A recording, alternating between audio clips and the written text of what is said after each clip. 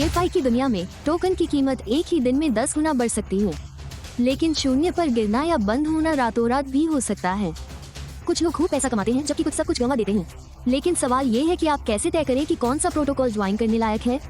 क्या इसलिए कि किसी ने कहा कि यह अगला 100 गुना सिक्का है, या इसलिए कि API बेतुका लगता है और समुदाय इसे बढ़ा चढ़ाकर पेश कर रहा है? अगर आपका फैसला सिर्फ बढ़ा चढ़ाकर पेश करने पर आधारित है तो जोखिम और भी बढ़ जाएंगे। इस दुनिया में जहां नियम विश्वास की जगह ले लेते हैं, आपको सिर्फ अंतर्ज्ञान की नहीं बल्कि एक संरचित अस्तित्व ढांचे की जरूरत है। इसीलिए हम 5 मूलभूत प्रश्नों का प्रस्ताव रखते हैं, एक चेकलिस्ट जो आपको किसी प्रोटोकॉल के वास्तविक स्वरूप को समझने में मदद करती है। सभी अवज्ञा प्रोटोकॉल अंततः 2 मूलभूत प्रश्नों का सामना करते हैं। क्या ये सुरक्षित है? क्या ये टिकेगा? सुरक्षित से हमारा मतलब एक सुंदर UI नहीं है, बल्कि क्या आपका पैसा छीन लिया जाएगा? क्या प्रोटोकॉल के नियमों को गुप्त रूप से बदला जा सकता है? क्या राजकोषीय निधि किसी की निजी नकदी मशीन बन सकती है? और टिकाऊपन से तात्पर्य ये नहीं है कि समुदाय या कोल्स कितने प्रचारित हैं, बल्कि यह है कि क्या टोकन आपूर्ति को नियंत्रित किया जा सकता है और क्या इसकी कीमत को बनाए रखा जा सकता है। इसलिए हम इन 2 जीवन रेखाओं को 5 प्रमुख प्रश्नों में विभाजित करते हैं। 3 सुरक्षा पर, 2 दीर्घायु पर। केवल स्पष्ट रूप से पूछने पर ही आपको पता चलेगा कि आप भविष्य के अवसर का लाभ उठा रहे हैं या अज्ञात जोखिम उठा रहे हैं। 5 मूल प्रश्न। पहला प्रश्न, क्या LP लॉक है? क्या कोई इनसाइडर स्टैश है? सभी डेफी प्रोटोकॉल के लिए फंड का आधार लिक्विडिटी पूल है। यदि यह पूल लॉक नहीं है तो इसका मतलब है कि प्रोजेक्ट टीम किसी भी समय बिना समुदाय की वोटिंग के, बिना किसी सूचना के एक क्लिक से लिक्विडिटी निकाल सकती है। सतही तौर पर ये लचीले फंड प्रबंधन जैसा दिखता है, लेकिन वास्तव में ये प्रोजेक्ट को अधिकतम असीमित शक्ति प्रदान करता है। तो इनसाइडर स्टैश क्या है? उदाहरण के लिए, एक प्रोजेक्ट बेस पूल में $40,000 अमेरिकी डालकर शुरू होता है। प्रति टोकन कीमत $4 निर्धारित करता है और कुल 1 लाख टोकन जमा करता है। कीमत बढ़ाने के लिए 1,600 अमेरिकी डॉलर डाले गए, जिससे कीमत $100 तक पहुंच गई। इस समय बेस पूल में केवल $20 टोकन बचे हैं। तो गायब 80 टोकन कहाँ गए? ये पारंपरिक इनसाइडर स्टैश है। वे शुरुआत में ही गुप्त रूप से बड़ी मात्रा में टोकन जमा कर लेते हैं, फिर बहुत कम परिसंचारी आपूर्ति का उपयोग करके कीमत बढ़ाते हैं और बाजार में भुनाते हैं। अंतिम लागत हमेशा देर से आने वालों को उठानी पड़ती है। इसलिए पहला सवाल जो आपको खुद से पूछना चाहिए वो ये है कि क्या प्रोटोकॉल LP में लॉक है? अनुमतियों का प्रबंधन कौन करता है? आंख में हमारा विकल्प LP लॉक अनुमतियों को स्थायी रूप से त्यागना और उन्हें एक स्मार्ट कॉन्ट्रैक्ट लॉक को सौंपना है ताकि कोई भी निकासी न कर सके। इनसाइडर स्टैश को राजकोष में योगदान दे। ये कोई वादा नहीं है, यह एक नियम है जो कोड में लिखा है। आपका हर भेजा गया संदेश वास्तव में प्रोटोकॉल के LP पूल में स्थायी रूप से लॉक हो जाता है। 5 महत्वपूर्ण प्रश्न। दूसरा प्रश्न, क्या मेंटी कॉन्ट्रैक्ट ओपन सोर्स है? इसमें एक कठोर सत्य है, कई प्रोटोकॉल में नियम होते प्रतीत होते हैं, लेकिन वास्तव में उनका खुलासा नहीं किया जाता। यदि मेंटी अनुबंध ओपन सोर्स नहीं है तो कोई नहीं जानता कि यह कब हो सकता है। गुप्त रूप से टोकन मिंट करें, परिसंपत्तियों को स्थानांतरित करें या नियमों को सीधे बदल दे। भले ही LP पूल स्थायी रूप से लॉक हो, एक असीमित मिंटिंग फंक्शन अभी भी किसी पते को तुरंत खाली कर सकता है। तो दूसरा प्रश्न ये है कि क्या इस प्रोटोकॉल के मिंटिंग नियम वास्तव में ओपन सोर्स, अपरिवर्तनीय और ऑडिट करने योग्य हैं? आपका दृष्टिकोण, सभी मुख्य अनुबंध पूरी तरह से ओपन सोर्स हैं, जिनमें स्वामी की अनुमतियां हटा दी गई हैं। एक बार अनुबंधों को चेन पर तैनात कर दिया जाता है तो कोई भी उन्हें संशोधित नहीं कर सकता है और किसी भी बदलाव के लिए शासन के निर्णयों की आवश्यकता होती है। 5 एकमात्र प्रश्न। तीसरा प्रश्न, क्या ट्रेजरी बहु हस्ताक्षरित और पारदर्शी है? DeFi प्रोटोकॉल की सभी मुख्य संपत्तियां ट्रेजरी में रखी जाती हैं, लेकिन ये ट्रेजरी क्या ये समुदाय द्वारा प्रबंधित या किसी ऐसे व्यक्ति द्वारा नियंत्रित है जो एक क्लिक से निकासी कर सकता है? यदि किसी एक पते का नियंत्रण है तो चाहे कितना भी TVL या कितना भी बड़ा खजाना हो, फिर भी जोखिम बना रहता है। इसे निकाला जा सकता है और यह एक हेरफेर का खेल बन सकता है। तो तीसरा प्रश्न ये है कि क्या खजाने में मल्टी सिग है? क्या शासन तंत्र श्रृंखलाबद्ध है? आपका दृष्टिकोण, सभी खजाने की संपत्तियां एक दोहरे स्तर के सुरक्षा तंत्र, शासन और मल्टी तंत्र के साथ एक नो से सुरक्षित मल्टी वॉलेट में संग्रहित की जाती है। 1 शासन स्तर, एक प्रस्ताव को पहले डाउ समुदाय द्वारा शुरू किया जाना चाहिए और मतदान द्वारा अनुमोदित किया जाना चाहिए। 2 निष्पादन स्तर, मतदान के बाद पारित।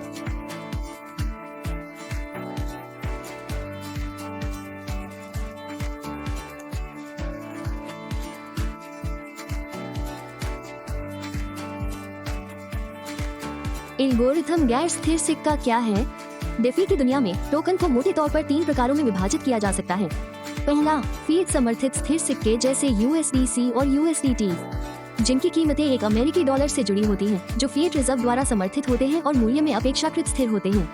दूसरा, अस्थिर टोकन जैसे BTC और ETH, जिनका मूल्य होता है लेकिन वे अत्यधिक अस्थिर होते हैं। और तीसरा, एल्गोरिथम गैर स्थिर सिक्के।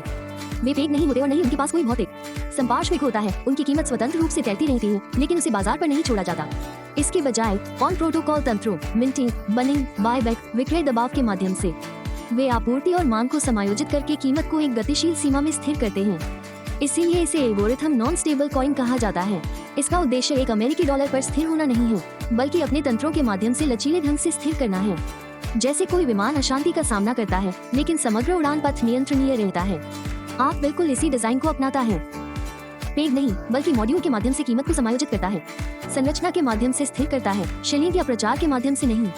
5 महत्वपूर्ण प्रश्न। चौथा प्रश्न, क्या कोई M टोकन जारी करने का मॉड्यूल है?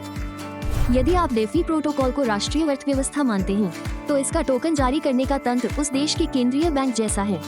एक अच्छा केंद्रीय बैंक केवल मुद्रास्फीति देखने के बाद ही पैसा नहीं छापता, नहीं बाजार के ठंडा होने पर कुछ नहीं करता। समय पर उचित और पूर्वानुमानित रूप से टोकन जारी और विनिमय करना चाहिए, बाजार की स्थितियों के आधार पर। इसलिए चौथा प्रश्न जो हमें पूछना चाहिए वो ये है कि क्या प्रोटोकॉल के टोकन जारी करने में एक LEM मॉड्यूल है? RKEM मॉड्यूल को अपनाता है, जो केंद्रीय बैंक के अंदर एक स्वचालित समायोजन प्रणाली की तरह काम करता है, जो प्रीमियम सूचकांक के अनुसार बाजार की गति का आकलन करता है। उच्च प्रीमियम, मजबूत मान, लयबद्ध टोकन जारी करना, कम प्रीमियम से शुरुआत, न्यूनतम मूल्य के करीब कीमत जारी करने में स्वतः धीमापन या विराम। यह मनुष्यों द्वारा लिया गया निर्णय नहीं है। जारी करने की लय सूत्रों में हॉट कोडेड है, जो स्मार्ट अनुबंधों द्वारा स्वचालित रूप से निष्पादित होती है। आप में एक न्यूनतम मूल्य प्रणाली भी है, जो LP और ट्रेजरी परिसंपत्तियों के योग को कुल आपूर्ति से विभाजित करके प्रत्येक टोकन के न्यूनतम आंतरिक मूल्य की सटीक गणना करती है। ये बाजार मूल्य और न्यूनतम मूल्य को अपेक्षाकृत स्थिर सीमा के भीतर रखता है। उदाहरण के लिए 5 से 10 गुना।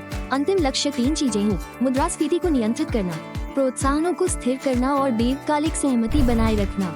5 महत्वपूर्ण प्रश्न। 5वां प्रश्न क्या है? RBS मार्केट कैप स्थिरता मॉड्यूल के अनुसार ऐसा कोई सिक्का नहीं है जो हमेशा बढ़ता रहे। नहीं, ऐसा कोई सिक्का होना चाहिए जो बिना किसी तल के गिर जाए। वास्तव में लंबे समय तक चलने वाला प्रोटोकॉल पंप और डंप का पीछा करने के बारे में नहीं है, बल्कि कीमतों को स्थिर करने की क्षमता के बारे में है। इसलिए 5वां सवाल जो हमें पूछना चाहिए वो ये है कि क्या प्रोटोकॉल में एक आंतरिक स्थिरता मॉड्यूल है जो कीमतों को स्वचालित रूप से समायोजित करता है? RBS मार्केट कैप स्थिरता मॉड्यूल रेंज बाउंड स्थिरता को अपनाता है। ये बाजार संचालन की तरह है, उतार चढ़ाव बहुत बड़ा होता है, तो ये स्वचालित रूप से समायोजन उपकरण जब मूल्य में को सक्रिय करता है। जब टोकन की कीमत बहुत अधिक होती है, तो सिस्टम स्थिर सिक्कों के लिए टोकन बेचने, बाजार की आपूर्ति बढ़ाने, ठंडा करने, ओवरहीटिंग करने और बैंक का विभाग मूल्य को वापस स्थिर करने को सक्रिय करता है।